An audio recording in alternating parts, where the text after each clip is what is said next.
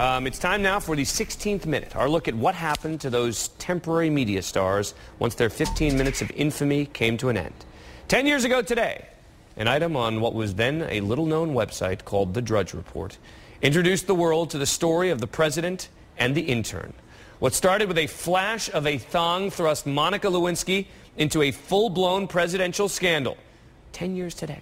She later gave her story in a tell-all book, briefly sold handbags, appeared in ads for Jenny Craig, recently graduated with a master's degree from the London School of Economics. She's still single, the 34-year-old now trying her best to keep a low profile. Remember Linda Tripp? She was Lewinsky's former friend, vilified for secretly taping the conversation with Monica, spoofed by John Goodman on Saturday Night Live. Tripp later discovered plastic surgery, radically changing her look.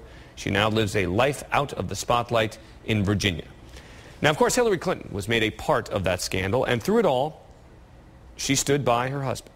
During that dark year of his presidency, now a decade later, she's speaking out to Tyra Banks about exactly how she felt. How did you persevere during the darkest moment in your life?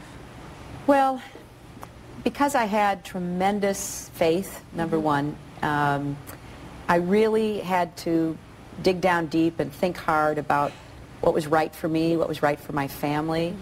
And I never doubted Bill's love for me. Are you embarrassed?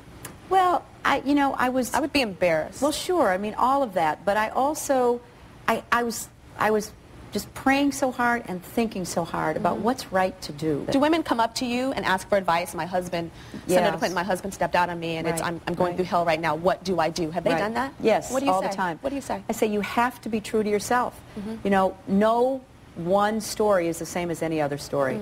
I don't know your reality.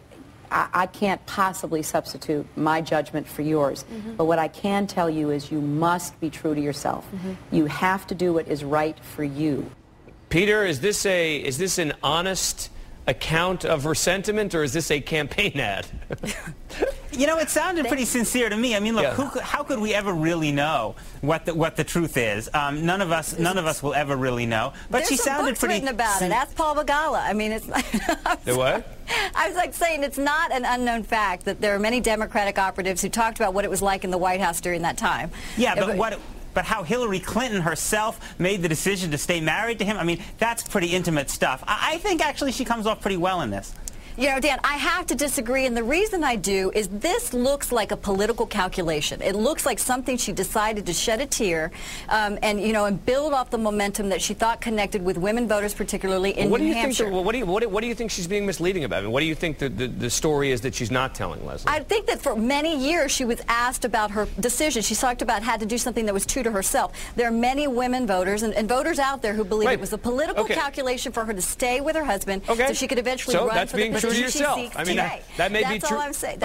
All right, but that may be true to herself, right? Which means that that she's telling the truth about how she felt at the time. But she would never disclose these things unless she fundamentally felt that she could garner more votes. That's the jaundiced eye I look at this, you know, and look at it that way, and many people agree. That's the jaundiced view. Yeah, that's the jaundiced way that you and most Republicans look at it. Doesn't necessarily mean that it's true. I mean, the fact that many Republicans deeply dislike the Clintons is not a newsflash, but it doesn't mean that everything they do is purely political. Leslie Sanchez, Peter Bynum. She earned that distrust herself.